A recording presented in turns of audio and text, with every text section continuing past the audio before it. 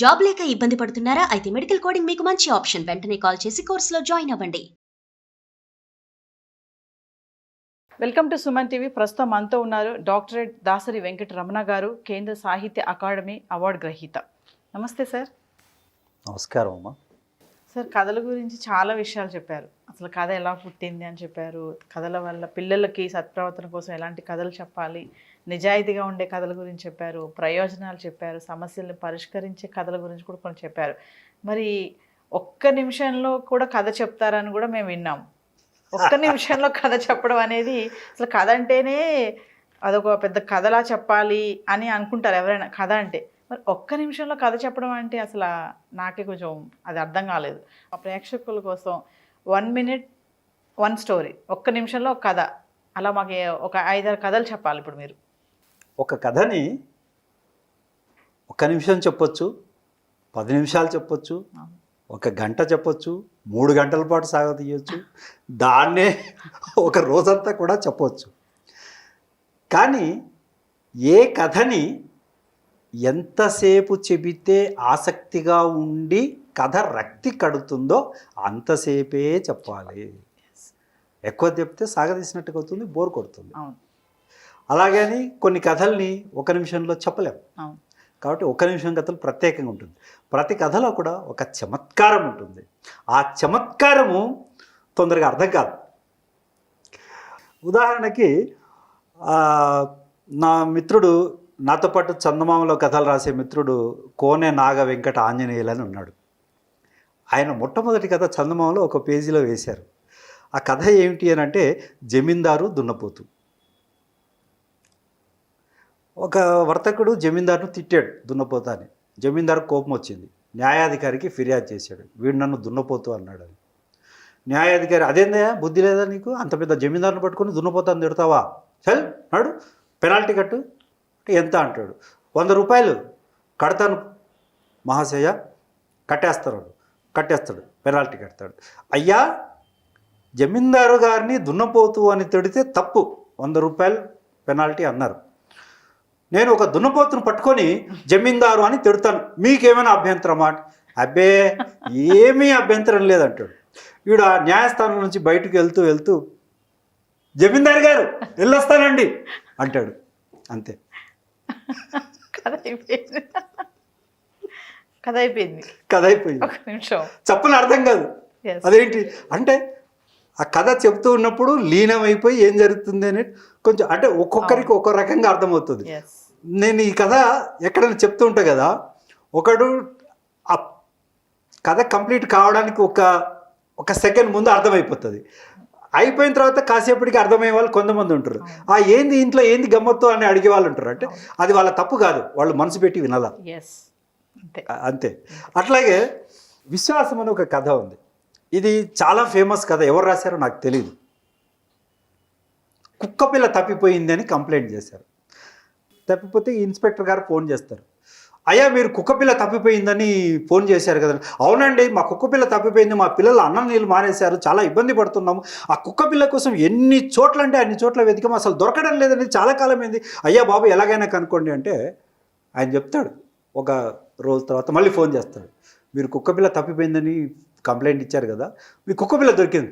దొరికిందా ఎక్కడ దొరికింది చెప్పండి అంటే, వారం రోజుల క్రితము మీరు మీ అమ్మా నాన్నని వృద్ధాశ్రమంలో చేర్పించారు కదా, వాళ్ళ దగ్గర ఆడుకుంటా ఉంది. అయిపోయింది కథ అయిపోయింది. అంతే. మీరు దానికి ఇంకా ఏం చెప్పినా కూడా కథలో ఉన్న చమత్కారం అర్థం కాదు. అంతే. ఒక కథ 1 నిమిషం కూడా లేదు, 30 సెకండ్లే. కానీ అందులో చాలా అర్థం ఉంది. ఆ 1 నిమిషం కథలోనే ఎంతో అర్థం ఉంది. అంతే. ఇంకొకటి, అనాథ అని ఒక కథ ఉంటుంది. స్కూల్ వదిలేరు, ఒక చిన్న పాప అక్కడ కూర్చొని దిగులుగా ఉంది. ఒక ముసలాయన వెళ్తూ, ఏందమ్మా ఇంకా అట్లా కూర్చున్నావు, నిన్ను తీసుకెళ్ళడానికి మీ అమ్మ రాలేదంట. నాకు అమ్మ లేదుగా అంట. ఓహో, మీ నాన్న వచ్చి తీసుకెళ్తాడా? నాకు నాన్న కూడా లేడుగా అంట. అయ్యో పాపం, అనాథమన్నమాట. సరే, ఇంతకు నిన్ను ఎవరొచ్చి తీసుకెళ్తారు? మా మమ్మీ డాడీ వచ్చి తీసుకెళ్తారు. ఇక్కడ అనాథ ఎవరు అని అంటే ఆ పిల్ల కాదు, తెలుగు భాష అనాథ. ఇది కూడా 30 సెకండ్లే కథే. అంతే. ఒక చురక ఉంటుంది, ఆ చురక ఎవరికి తగులుతుంది అని అంటే ఎవరికి తగలాలో వాళ్ళకే తగులుతుంది. తగులుతుంది. పిల్లలకి అమ్మ నాన్న అంటే తెలియదు, తెలీదు. మమ్మీ డాడీ అంటేనే తెలుస్తుంది. ఆ సంస్కృతి తల్లిదండ్రులు అవలంబిస్తున్నారు అనేటువంటి ఒక చురక వాళ్ళకి చెంపపెట్టు లాంటిది. అలాగే కొంతమంది అధికారులు ఉంటారు, వాళ్ళకి తెలీదు, కిందివాడు చెప్తే కోపం, ఉలుకు. ఇలాంటి తత్వాన్ని విమర్శించే కథ ఒకటి చందమామలో ఉంది. బావి తవ్వుతూ ఉన్నారు, ఒక కాంట్రాక్టరు బావి తవ్వడానికి చెప్తే పని వాళ్ళందరూ వచ్చారు, బావి తవ్వుతూ ఉన్నారు.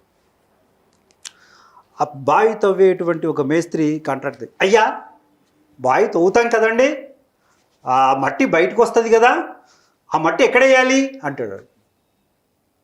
ఏ మట్టి బుర్ర అనేది, బావి తవ్వితే మట్టి బయటకు వస్తుంది, ఎక్కడ వేయాలి అని అడుగుతావేంది? అసంట కొంచెం దూరంలో ఇంకొక గుంత తవ్వి అందులో వేయండి. అలాగేనండి పడిపోతు.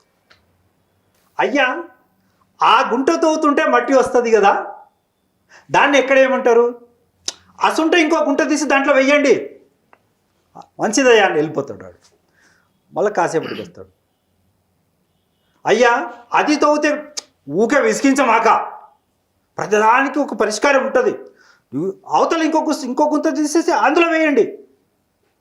అంటే ఒక అధికార గణంలో కానీ, ఒక పైన ఉన్నత స్థాయిలో ఉన్నటువంటి ఒక అధికారి కానీ, ఒక పాలకుడు కానీ విహంగ వీక్షణతో పనిచేయాలి అనేటువంటి ఒక తత్వాన్ని చెప్పడానికి ఒక 40-50 ఏళ్ల క్రితం చందమామలో వచ్చినటువంటి కథ అది. సో అలాగే ఇంకొక కథ అంటే బావిలో కప్ప అని ఒక ఇది ఉంది, అదొక న్యాయం లేదా ఒక జాతీయం. బావిలో కప్ప అంటే కప్ప బావిలో ఉంటే దానికి ఏది ప్రపంచం తెలియదు అని, దాన్ని ఉదాహరణగా చేసుకొని చెప్పేటువంటి కథలు అనేకం ఉంటాయి. ఒక కథ ఉంటుంది చందమామలో, ఒక ఊళ్ళో కోళ్ళు, ఒక 7-8 కోళ్ళు ఉంటాయి, దానికి ఒక లీడర్, ఆ కోళ్ళకు ఒక లీడర్. ఆ కోడి కొంచెం ఎత్తి మీద కూర్చొని ఏది చెప్తారో అది వింటూ ఉంటాయి అవి. ఆ కోడి ఏది చెప్తే అది వేదం వాళ్ళకి. ఆకాశంలో ఒక రాజహంసలు వెళ్తూ ఒక రాజహంస అక్కడ దిగి వీటి చూస్తే కోళ్ళని దాని దగ్గరికి వెళ్తాయి. ఎవరు నువ్వు అని అంటే, నేను రాజహంసని. ఎక్కడికి వెళ్తున్నావు అంటే, దక్షిణాదికి వెళ్తున్నాను అంటది. దక్షిణాది. ఓహోహో అనగానే వీళ్ళ కోళ్ళ లీడర్ ఉంటాడు కదా, దక్షిణాది నేను కూడా వెళ్తాను అంటుంది. తర్వాత రాజహంసలు వెళ్ళిపోతారు. ఆ రాజహంసలు వెళ్తూ ఉంటే వాటితో పాటు ఈ లీడర్ ఉంటుంది కదా కోడి, ఆ కోడి కూడా వాళ్ళతో పాటు అట్లా ఎగురుకుంటూ పడుకుంటూ పోతుంది. సాయంత్రం వరకల్లా పోతుంది. పోయి సాయంత్రానికి తిరిగి వస్తుంది. ఎక్కడికి వెళ్ళొచ్చు అంటే, దక్షిణాదికి పోయి వచ్చానంటది. ఏమున్నాయి దక్షిణాదిలో అంటే, ఏమున్నది, మన కమ్మరి కొలిమి ఉంది ఒకటి, ఆ కొలిమి దాటి అవతలికి పోతే ఒక మామిడి పండ్ల తోట ఉంది, ఆ తోట దాటి ఇవతలికి వెళ్తే ఒక పెద్ద మర్రి చెట్టు ఉంది, దాని కింద అరుకుంది, అందరు కూర్చొని మాట్లాడుకుంటున్నారు. ఇది దక్షిణాది విశేషాలు. ఇది వస్తుంది చెప్తుంది. ఒక 6 నెలల తర్వాత హంసలు మళ్ళీ వెళ్తూ దిగుతుంది. దిగికెళ్ళి మళ్ళీ ఇప్పుడు కనపడ్డవి ఏంటి అంటే, నేను దక్షిణాదికి వెళ్ళి మళ్ళీ మా ప్రాంతానికి వెళ్తున్నామంటే, ఏంది దక్షిణాదికి పోయి రావడానికి 6 నెలల టైం పడుతుందా? మా కోడి అదే సాయంత్రం తిరిగి వచ్చేసింది. అది అంతే కథ. దక్షిణాది అంటే ఏమిటి అంటే, ఒక రాజహంస దక్షిణాదికి పోయి రావడం అంటే హిందూ మహాసముద్రం అవతల ఎక్కడో పోయి రావడం అనేది. మూర్ఖంగా తమకు చెప్పే వాళ్ళను గుడ్డిగా అనుసరిస్తూ పోయే వాళ్ళ తత్వాన్ని వివరించడం కోసం ఈ కథ పనికొస్తుంది. ఇట్లా 30 సెకండ్ల కథ చెప్పొచ్చు, 1 నిమిషంలో కథ చెప్పొచ్చు, ఎన్నైనా ఇట్లా చెప్పుకుంటూ పోవచ్చు. ఒక గురువు ఉంటాడు, తెల్లవారుజాము అవుతుంది, శిష్యుడిని కేకేస్తాడు, అరే బయటికి వెళ్ళి తెల్లారిందో లేదో చూసిరా. శిష్యుడు బయటికి వెళ్తాడు, మళ్ళీ వస్తాడు, అయ్యా అంతా చీకటిగా ఉంది, తెల్లారిందో లేదో కనపట్టం లేదండి అంటాడు వాడు. బుద్ధి లేని ఎదవా, చీకటి ఉంది కనపట్టం లేదు అంటే ఏ లాంతరో తీసుకెళ్ళి బయట చూడాలా కానీ మళ్ళీ వెనక్కి వాపసు వస్తావా? అంతే, అయిపోయింది కదా. అట్లా ఎన్ని కథలైనా చెప్పవచ్చు. అత్తగారి గది అని ఒక కథ ఉంది. ఇది కూడా చందమామలోదే, చాలా గొప్ప కథ. ఇద్దరు దంపతులు ఉంటారు, ఏదో పని చేసుకుంటుంటారు, కొత్తగా ఇల్లు కట్టుకుంటుంటారు. ఇల్లు కట్టుకుంటూ ఉంటే ఆ భార్య ఏం చేస్తుంది అని అంటే, వాళ్ళ ముసలి అత్త కోసము ఈ ఇంట్లో కాకుండా ఇంటికి దూరంగా, అవుట్ హౌస్ అంటామే మనం, అలాంటి ఇల్లు ఒకటి కట్టిస్తుంది. అత్త ముసలత్తని దూరంగా పెట్టడం కోసం. ఆ ఇల్లు పని నడుస్తూ నడుస్తూ నడుస్తూ నడుస్తూ కొద్దిగా పోస్ట్ పోయి డబ్బులు లేక ఆగి కొద్దిగా నిదానంగా నడుస్తుంది. నిదానంగా నడిచే లోపల ఏమవుతుంది అని అంటే, ఈమె కొడుక్కి పెళ్ళి కావడం, కోడలు రావడం జరుగుతుంది, అత్త చనిపోవడం జరుగుతుంది. అయిపోయిన తర్వాత గృహప్రవేశం అవుతుంది, కోడలు వస్తుంది. కోడలు వచ్చి ఈమెతో అంటుంది, అత్తగారు మీరు మీకోసం గది భలే కట్టించుకున్నారే అవతల. అత్తగారి గది. ఇది చాలామందికి పనికి వస్తుంది. అంటే తాను తీసిన గోతిలో తాను పడడం అనేటువంటి ఒక సూక్తికి ఎగ్జాంపుల్గా ఇలాంటి కథలు ఏదైనా చెప్పవచ్చు. ఒకరిని మోసం చేయబోతే, ఒకరిని కించపరచబోతే దాంట్లో మనమే పెడతాము అనేటువంటిది ఒకటి వాళ్ళకి అర్థం కావాలడం. చాలా గొప్ప కథ ఇది. చిన్న కథ కానీ దాని గురించి ఎంతసేపు అయినా చెప్పుకోవచ్చు. సింపుల్గా చూడండి, అత్తగారు మీకోసం గది భలే కట్టుకున్నారే అక్కడ అంటే, అప్పటిదాకా దీనికి తెలీదు నేను అక్కడికి వెళ్తాను అని. మేము అత్త కోసం కట్టాను, అత్త చచ్చిపోయింది, ఇంక అంతేలే అనుకుంటుంది. తనకు అత్త ప్రమోషన్ వచ్చింది, తనకు ఆ గది తనకు అక్కడికి దాపురిస్తుంది అనేటువంటి ఆలోచన. ఆ గది కట్టలేదనుకో, ఇప్పుడు ఈమెకు ఆ ప్రాప్తం రాదుగా, ఆ దుష్ప్రాప్తి రాదుగా. మన ఆలోచన విధానము, మన పనులు, మన క్రియలు, మన ధర్మం మన భవిష్యత్తును నిర్ధారిస్తాయి అనేటువంటిది చాలా గొప్ప విషయం. అది పిల్లలకి నేర్పాలి మనం. ఖచ్చితంగా. Thank you sir.